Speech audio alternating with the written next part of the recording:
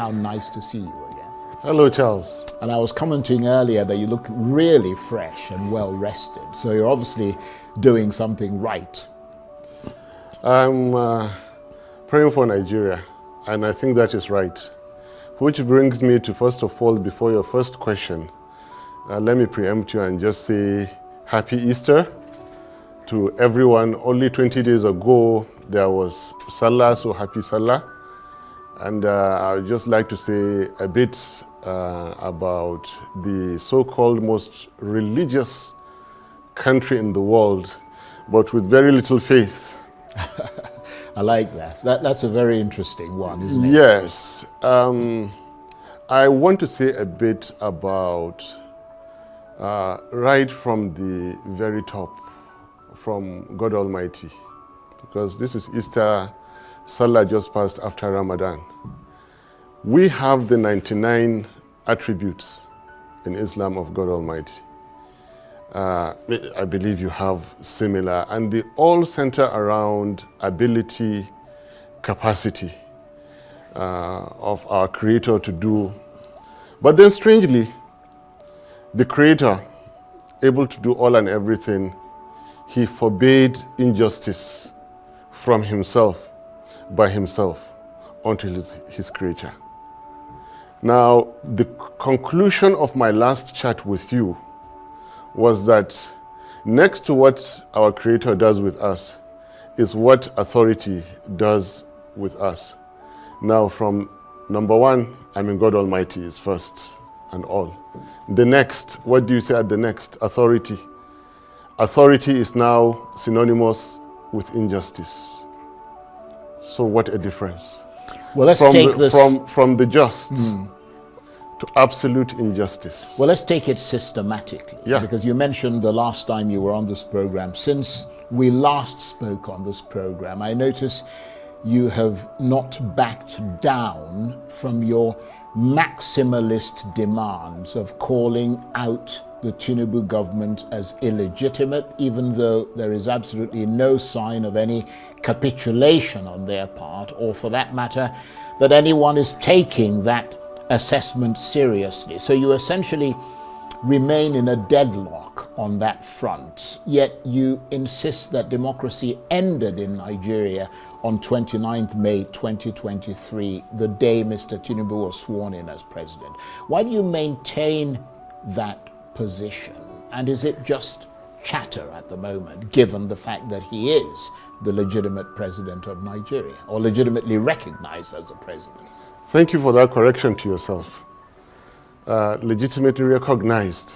You see, a sworn-in government needs to be and must be consistent with the constitution of the country. And now, if I were to open the relevant sections to you that we have discussed before, they are at variance with the justice served on Nigeria. So with due respect to the justice system, it is valid to ask, did the custodians of the law do the lawful? And the answer is simply no. We do recognize that the courts have the power to do all and everything, but that all and everything must be justice. The sworn-in Tinubu Shetima government does not strictly comply with the Nigerian constitution as it were today. So it is not out of place for any objective mind to still call it unconstitutional. Mildly, one could say it is questionably constitutional. But then here's the big rejoinder to it. 9 out of 16 Nigerian leaders did not buy INEC forms. Yet they served their terms. One of them 9 years, General Gawan, President Babangida 8 years. Nothing could, they were not consistent with the then written constitution because the constitutions were suspended. The point I'm making is that you could be a president, you could be a head of state, you could be a leader, you could be a dictator, so long as you are allowed to remain there. And the big point here is that Tinubu was allowed and is allowed to remain there, despite the efforts of people like me. You remember my efforts. I called clearly for Tinubu Shetima not to be sworn in. And it was legal, it is legitimate up to now. Why? I gave my reasons. Then, did the Nigerian Constitution have an alternative to that? Yes, of course, very constitutional. Ahmed Lawal could have served to, I think, 8th or 9th of June. And at the point of electing a new Senate president, he acts out the balance of 90 days during which a second or rerun election was to be held because Tinubu Shetima did not satisfy the demands of the Constitution to be sworn in. However, it was allowed. I tried to legitimately form what I called then the Constitutional Crisis Resolution Group. All we had to do was to take 3 documents, the Constitution, INEC results, and the options. Go to Washington, Brussels, London, Addis Ababa, on 29th, occupy Eagle Square. Tinubu will not be there today. And the beauty of stopping injustice is that it will not perpetrate itself. Bad leadership is a virus. What do viruses do? They create more, they become more and more and more. We should have stopped this before it happened, and legitimately so, constitutionally so, irrespective of the powers, the DSS, the police, you simply serve a notice. You see, the word democracy is still having a great deal to be understood. When you have a democracy, it means that at some point in time, the people will come out and be the arbiters themselves. Right now, Nigerian governments are governments because they have the army, they have the police and all those security forces surrounding and protecting them while they misrule. And the Nigerian people have no propensity to really take up their government. Well, that is the meaning of democracy, that behind the Nigerian army, there is the army of the Nigerian people, whom if you transgress their constitution, they will come out against it. Well, now, bad leadership has realized the incapacity of Nigerians to come together and protect their rights. That is why I told you that if you cannot practice democracy, for God's sake, democracy is not for you. There were the hunger protests about last year also. But when you have 1,000 people doing what 1 million people should do, they will be trampled. Just one more thing. Because there are quite a lot of things we need to get to. I mean, I appreciate your sort of laying out your position there. But hopefully if we have time, we'll return to the issue of democracy. But let's discuss the political landscape in Nigeria today, because the fact is that President Tinubu is the president, and he's been president for the last 2 years. And looking at the state of the republic, with just about a month to go before he marks 2 years in office, what do you see? How do you assess those last 2 years? Well, complete disaster. Like I told you, they wouldn't stop the killings. They haven't stopped the killings. I didn't report it. You people reported the killings in Jos, and many before that. They will not stop the killings. They will not stop the stealing and the wasting of Nigeria's blessed resources. They cannot unite Nigeria. But is it really fair to say that? Because if you look at the United States of America, for example, they've got a very efficient police service, very efficient justice system and so on, but people get killed and massacred every day. I mean, you could say that the government isn't stopping it, but you can't preempt every crime, can you? I totally disagree with you.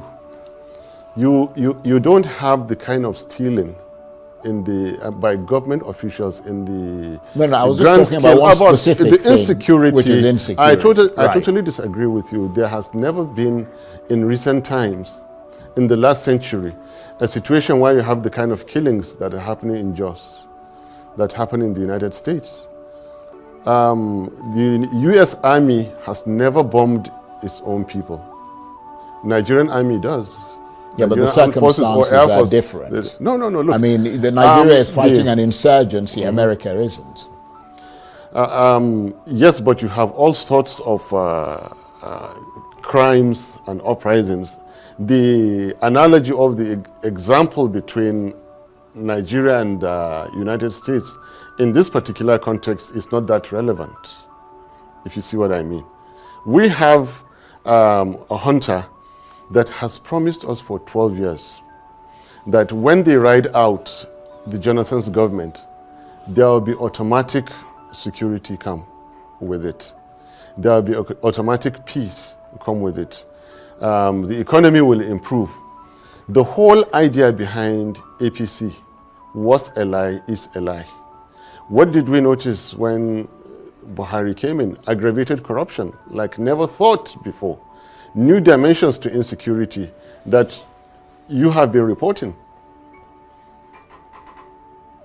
Well, I mean, I wasn't sure if you'd taken a pause there, but given that there is this kind of sepulchral silence at the moment, Yes. let me step in. Yeah. And move the point to the next thing, because again, as I said, we want to get to as much as possible. Yes. You have constantly argued, and a lot of Nigerians would agree with you, that Nigeria's relative decline over the years has been due, at least in part, if not in full, to a deterioration of the rule of law and the quality of this country's institutions, a disease which has left Nigeria vulnerable to the corroding influence, as you pointed out just a minute ago, of the grabbing hand of the rapacious politician.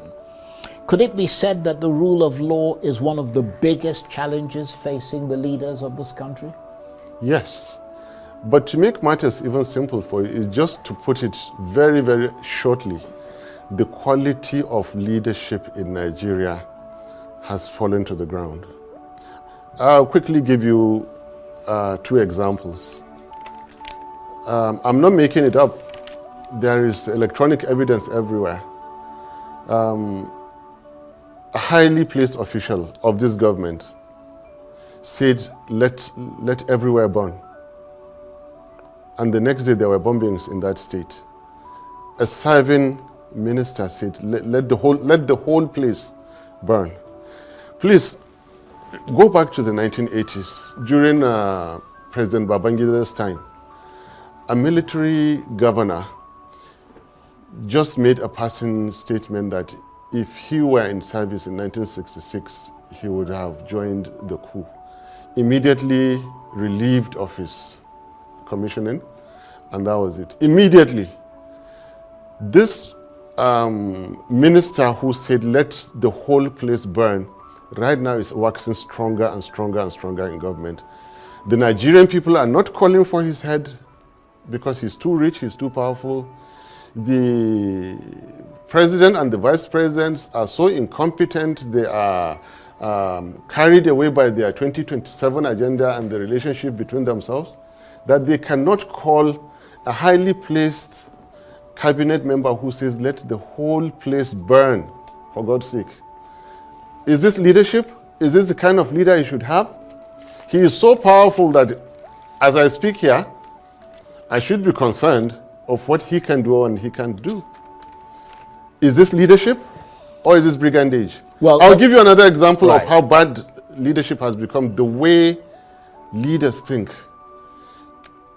Peter Obi gave scholarship, together with me, gave scholarship to a 17-year-old tricycle rider who returned 15 million found.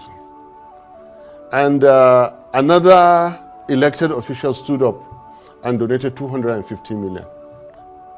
$250 million, because Peter Obi and I gave scholarship, thinking that money is all about it. Why wouldn't such people go and steal the resources of their country, or of their states, or of their country? Leadership has crashed. The quality has crashed. Well, let me take Rule you of on- law. Rule Right. of law means nothing Sure. now in Nigeria. Justice, okay, can be twisted to fit anything, to the extent that even when the Constitution clearly spells out the justice system can turn justice into injustice because there is nothing the people can do. Well, you're Nigerians. as the message is, right. Look, you're Nigerians. You cannot come out. You cannot challenge. You cannot defend your democracy. So we will do what we want to do. Right. I don't mean Until to keep the day interrupting you, but I'm yes. very conscious of the fact that time is slipping all right, away, right. and we've only got about 9 minutes or so left. I mean, we've gobbled up the first 20 minutes. But what I wanted to ask you is that you talk about leadership. And as I said, many people would agree with you that there needs to be much more upright leadership across the political spectrum in Nigeria. And one of the places that Nigeria has placed hope in for the kind of leadership that you talk about was with the Labour Party, which is your party. How much are you prepared to give vent to what must be your frustration at the internecine conflict between the factions within the Labour Party and the lack of progress in resolving that conflict? As briefly as you can so that we can move on. Conflict is in APC. Right now, the so-called... Well, that's not the question, is it? I'm answering you. Right, okay. Conflict is in APC, not in any other party. Why were powers not transferred to Shetima before Tinubu traveled out? Ask that question. That is what I call conflict. Well, the question I'm asking you is that you're talking about something that would replace what you say is bad governance. And I'm saying to you, how can your party, the Labour Party, generate the kind of confidence that would make people want to vote for them when it is riven with internecine conflict? People elect leaders, that is the individuals, not the crisis in a party. These crises, I don't like being speculative. The moment we come to where, be it Peter Obi, be it another candidate that is presented, and I sure hope it's Peter Obi, I'm still with him, that is presented in this party, they will elect Peter Obi, and the problems of Abure and others, which are too tedious for you and I to chat here, will immediately dissipate. But real problem now is within the misruling party in Nigeria. You have a president that is out there frequently for long spells, and you have a vice here who hardly knows his left from his right, who has so many questions to answer about the desperation of politicians to get to power, about things that you and I really can finally get the liver to discuss.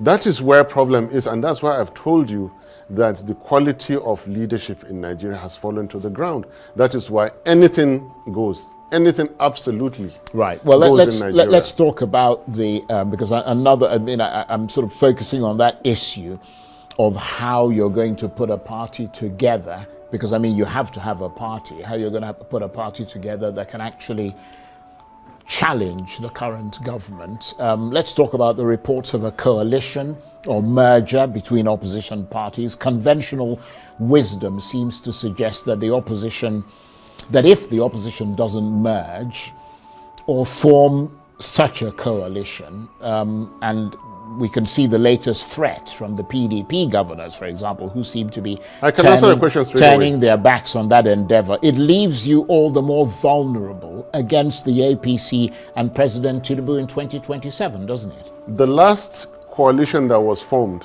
what happened afterwards? Disaster. APC is a disaster upon Nigeria. Why do you want to form another coalition? So you don't support the coalition? Listen, I have not finished. I'm in support of unity. I'm in support of forces coming together. So I'm in support of coalition, not the APC type of coalition. The second part of my answer to you, Labour Party was not a coalition, yet we presented credible data to to the Nigerian courts that we scored over 10 million votes over and above APC. Yeah, but some would argue that that Labour Party is not the same Labour Party you've got now. You wouldn't inspire that kind of confidence in the Nigerian people. And a better Labour Party shall we make? Well, we have to wait and see when you make that better Labour Party. Exactly. Because for many people, that Labour Party has not been made yet from what they're seeing at the moment. No, see, don't read a party before elections. You'll be looking at the wrong signals. When the candidates are presented, when they run their campaign, and when we meet at the ballot box, that is when you know what a party you're dealing with. And if you remember, I always wanted us, to be underestimated. Until we beat them and they immediately switched off IREV, until they wrote all the results and they changed and all that they did. The same and even better will be done. And so what do you see now for this country going forward, especially looking at the spur, if you like, towards the 2027 general election, which you could say will be the next pivotal moment in Nigeria and the next opportunity for you to try and wrest power from the people who have it at the moment? I expect Tinubu to throw in the towel. If he is that smart politician that he turns out to be. You know me, I say the truth. For someone to have organized 2007, culminating in his electoral heist in 2023, that person must be super smart politician. I'm not praising him at all. It's not good to be what really he is that I don't want to say. But look, he skipped 2007 and jokingly made Atiku candidate, made Ribadu and somebody 11, made Buhari in 15, Buhari won, and then skipped 2019 and then stole 2023. If he is that smart, everything is there for him that he's going to lose 2027. If he is that smart, because everything is there. There are two possible candidates that I cannot mention, and they are the nemesis of Tinubu. Tinubu's time has come. It has been proven that APC is a lie. Buhari did not develop Nigeria. Buhari did not provide security. Buhari did not fight corruption. Neither will Tinubu ever do this. So going forward, I see APC losing this election. I see Nigerians somehow uniting. Listening to what someone like me is saying that, look, if you cannot practice this democracy, it's not for you. And then Nigerians will decide to come out and practice democracy for the first time. And then bad leadership will begin to have no hiding place in Nigeria. And then gradually we'll begin to heal our land. We'll begin to recover. We'll begin to unite and take each other's as fellow Nigerians, brothers and sisters. Their time is up. On that note, I want to thank you very much indeed, because your time is up. And my time here with you is up. Yes. I want to thank you very much My indeed pleasure. for taking